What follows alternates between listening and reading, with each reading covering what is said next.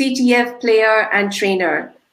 Mayur Parmar has so far reported more than 200 bugs and helped to secure organizations such as NCIIPC, OYO, Lenskart, Department of Defense, US Army, Verizon, Tenable, Acer, Oneplus, and so on.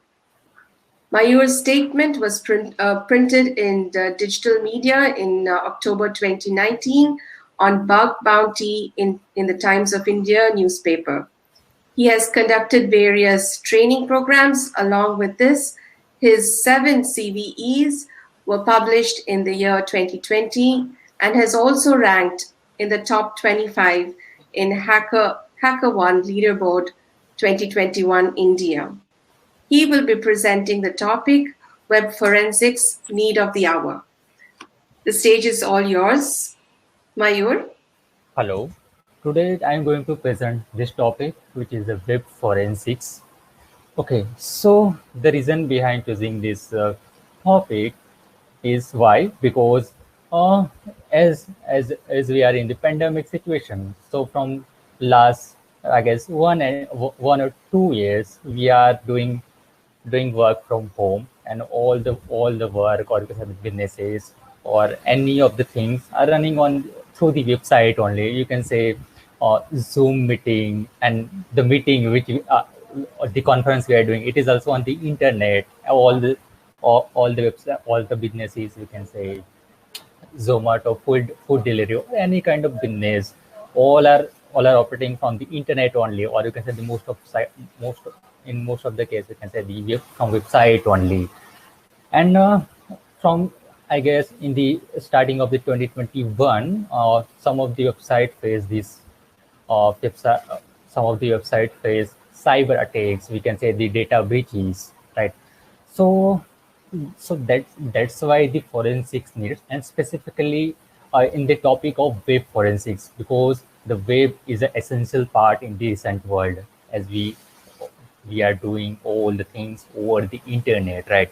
So we have to protect our website, as well as if any cyber attacks will done on our website. So yes, they need digital forensics to investigate the attacks and to find the, we can say, the attacker, right? How they are done the attacks, and which type of attacks done, what are the damages that are done on the web infrastructure, or you can say the web servers, right? So that information is to be done, investigated by the digital forensic analyst, right?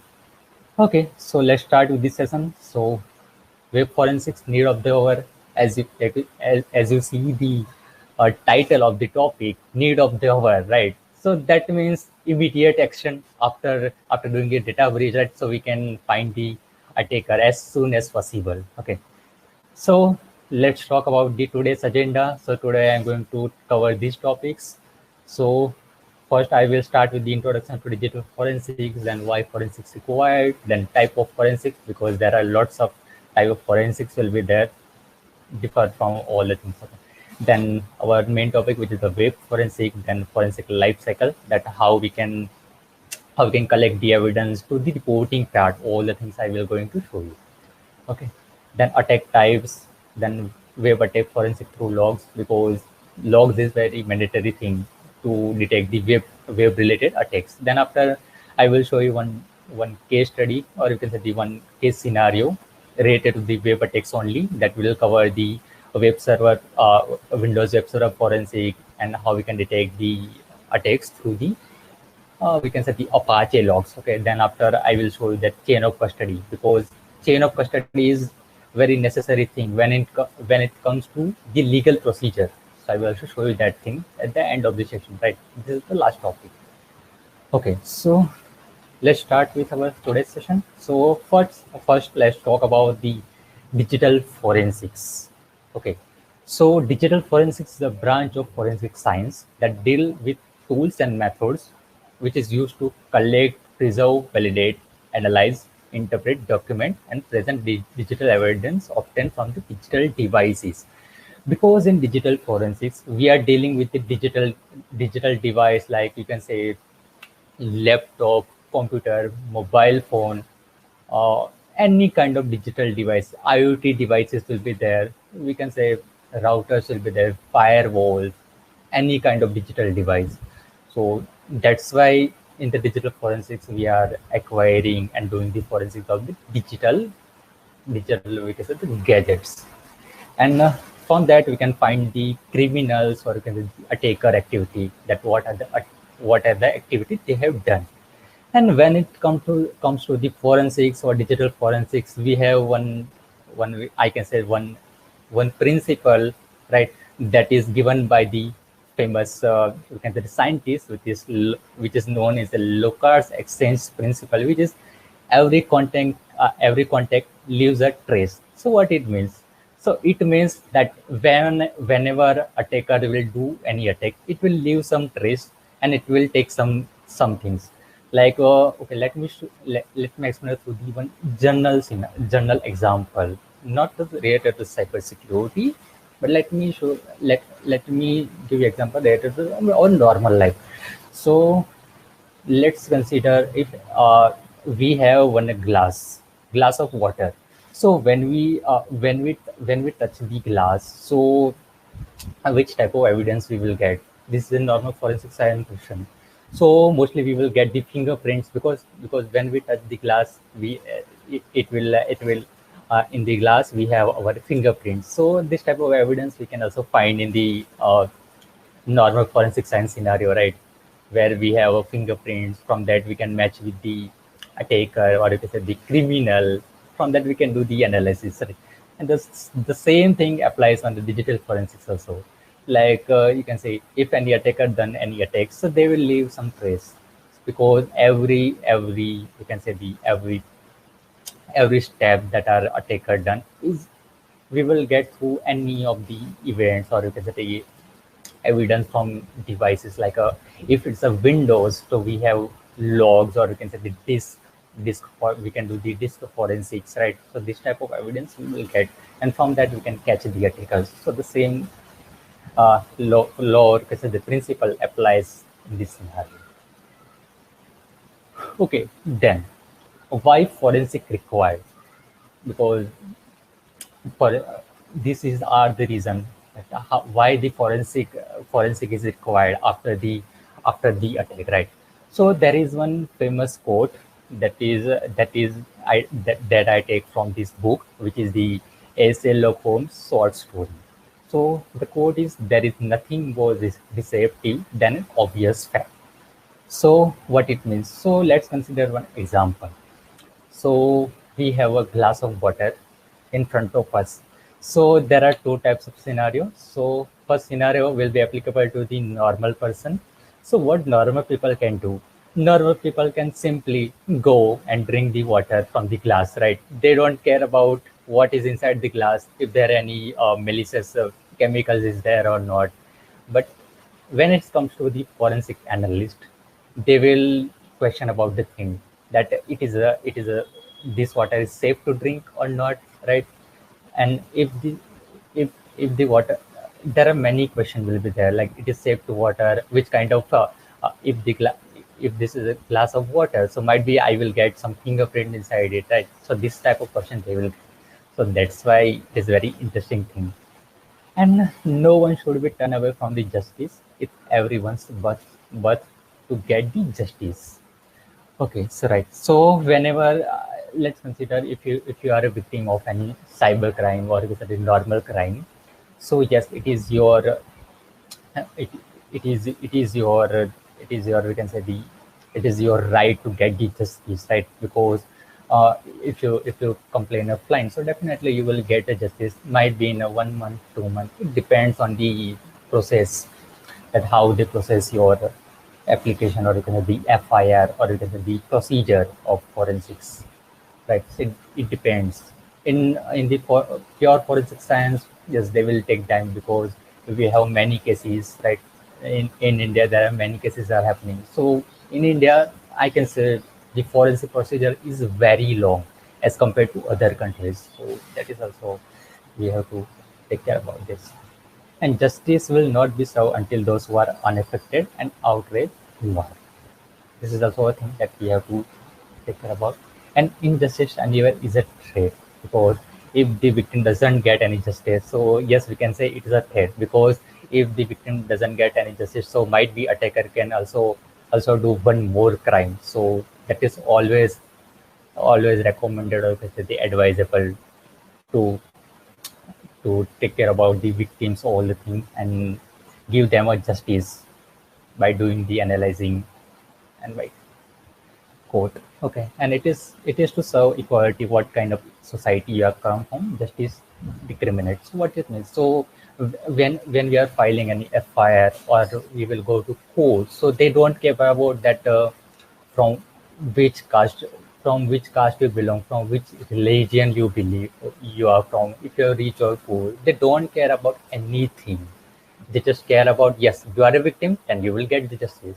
So that is the thing. So that's why I like the fact about this thing, that they do not care about and your caste, religion, anything. Then the last thing, identify the root cause of cyber attacks. So this is also a very nice thing, that from by doing the forensic, by doing the digital forensic or the forensic analysis, yes, we will find the root cause of that attack, that how that attack is done by the attacker, right? So that's why forensic is required. And after every cyber attack, we will do the forensics. Okay, so let's talk about the type of forensics. So mainly we have, and this is some general types of forensics. Okay, there are more than 8 type of forensics. So, but I am covering some general types. So the first one is a disk forensics. So in that we will do the forensic of disk forensics, like we can say, uh, if you find any hard disk or SSD. So at that time, this forensic is very necessary, because from the because this is the storage device. So yes, most of the people will store their data. Either it can be your business data, personal data. They will store into the storage devices. So sometimes we will also get some artifacts, or you can say some interesting information from the disk. So that's why disk forensics is required. Then the network forensics. So when it comes to network forensics, we have several devices that are connected into the network, like we can say router, firewall, switches, all the devices which is connected into the network.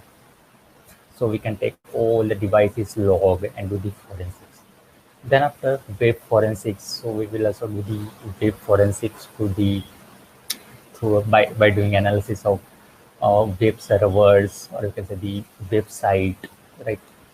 Then database forensics, because when it comes to the website, so we all know that if you want to store any data, so the data will be stored on the database site, right? Database is very important thing, because let's consider any web application. So they have, I can say, in the Facebook case, we can take the example of Facebook. So yes, in Facebook, they have a lots of, we can say, the customers, or we can say the users of the Facebook.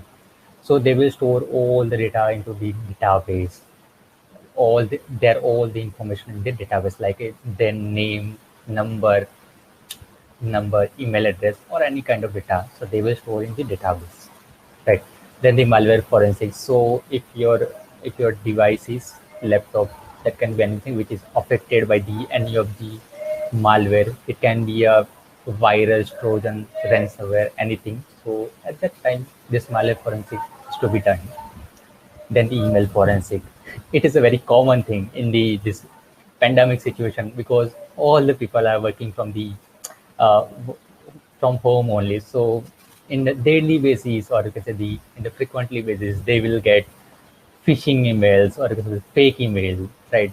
So email forensics is also very required thing, because might be in some cases attacker will ask for some sensitive information, or might be they will do some attack, because in the web attack also we have some attack that we can done using sending a specially crafted link to the victim.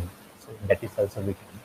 Then after drone forensics, it is considered in the IoT forensics, because you can see the drone forensics is considered in the IoT only.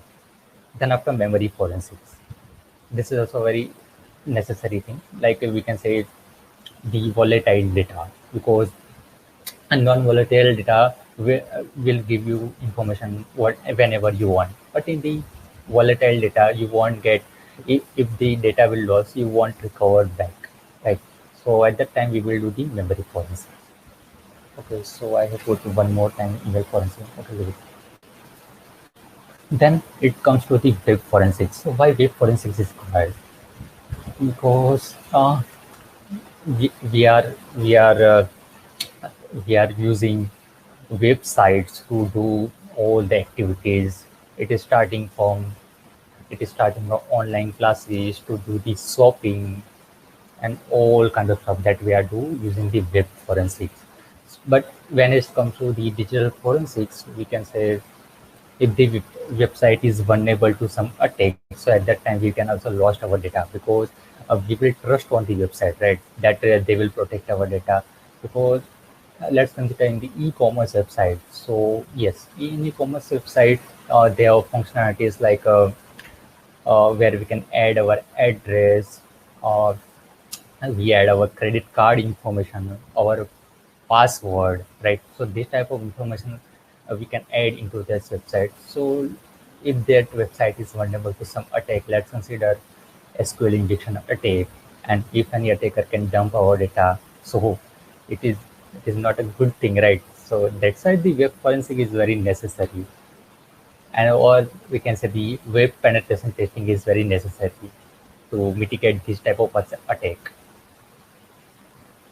Okay, so let's understand the forensic life cycle, that how we can do the forensic from 0 to 100%, or if this is the step-by-step process.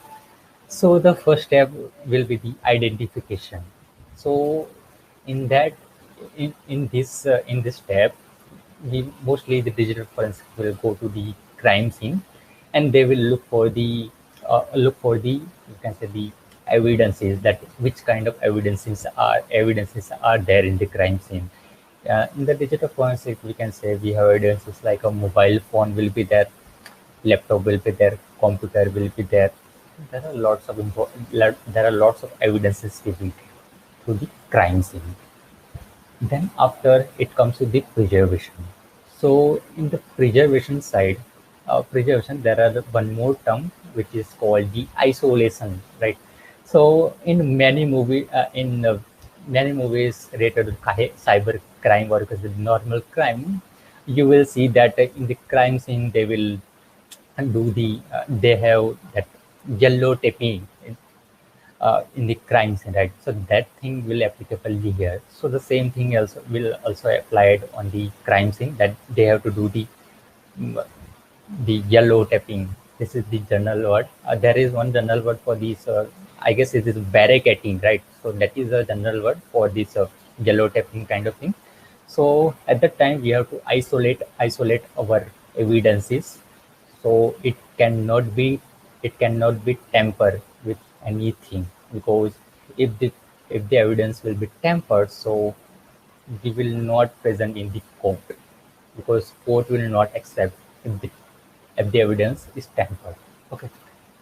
Then after collection, and one more thing I would like to add in the preservation part, when we isolate the product, uh, we can use the Faraday bag to isolate our evidences. Like let's consider if we found any laptop or if it's a mobile, so we need to isolate that, right? Because might be in some mobiles attacker can send some command, and it will be not working anymore, or might be some they will do some damage. So at that time this isolation thing is very necessary. Then the collection part. So in the collection part, we have to collect all the evidences, and we have to do the what we can say the uh, we have to do the forensic of that evidences from, can say, imaging the evidence, as this is the digital evidences. So we have to image those device. That means we have to make a bit by bit copy to do the further analysis. And when doing the imaging part, we can use some tools. So there is one famous tool which is called Guymaker. So we can use Guymaker to do the imaging of the evidence. And after imaging, we have to generate one hash for that. So so it will uh, it it will you can say it will do the it will check the integrity, because when we send this evidence to digital forensic investigator, or you can have the analyst, so they will check for the they will compare the hash between those two hashes, whether they are matching or not. So if they doesn't match, so that means the evidence is tampered. So that's why the integrity matters. Then after the analysis part, so after doing all the things, so the next thing will be doing the in-depth analysis of that evidences, that which type of evidences we can find through that evidences. Like in the, we can say, if we do the imaging of any Windows operating system, so we have to look for the artifacts, like we can say some logs will be there, or might we will find something into the browser. So that type of analysis should be done in the analysis phase. Then after, the last thing, reporting part, and it is the one of the important part in the digital forensics life cycle, because if you do not make report very good, so that is also not acceptable, right? So in the reporting part, we have to mention all the things, that name of the digital forensic investigator, which type of artifacts we found, and all the things, that whatever we will found through this whole the process, right? You can say what she's saying, no problem. So thank you, Mr. Mayur. So we Yeah. have a couple of questions. What procedures are used by forensics experts to ensure all evidence they collect is defensible and admissible in court? Admissible in court, right? So okay, so for that we need to check the integrity, as I said in the digital forensic process.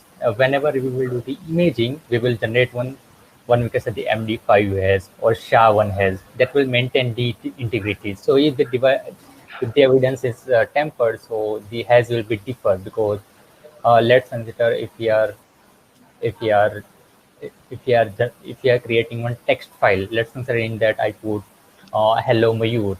So after that I generated one hash, and after I open that file, and I just edited that text hello to something else, hello hacker something. So that will also basically, and after that, if I generate has once again, so the hash will be different. So by that way we can we can check for the integrity. And Okay. if the integrity is we can we if we found that it is not the same, so we cannot admit it, we cannot present it in the court, because court will not accept that thing. All right. Yes. So should I continue? How? Yeah, there's one more question. Okay. How authentic and reliable is the digital image forgery detection technique using JPEG features? JPEG features. Yeah. I didn't understand the question. How authentic and reliable is digital image forgery detection technique In the which file? in JPEG features? JPEG. So that JPEG image file, right? Image file. Okay. So I don't think that in image file we can easily tamper, Okay. because if the chain of custody is well maintained, so I don't think that the image will be tampered. But in some cases, attacker will also use some techniques that will include the steganography technique, right? So they will also use this steganography technique to hide something, and sometimes they will also tamper the image files. Okay. Okay, Mr. Mayur. So we are end of the question and answer session as well. So thank you for being a part of Rocheston Reinvent, and we hope to see you in the future. Thank you. Yes.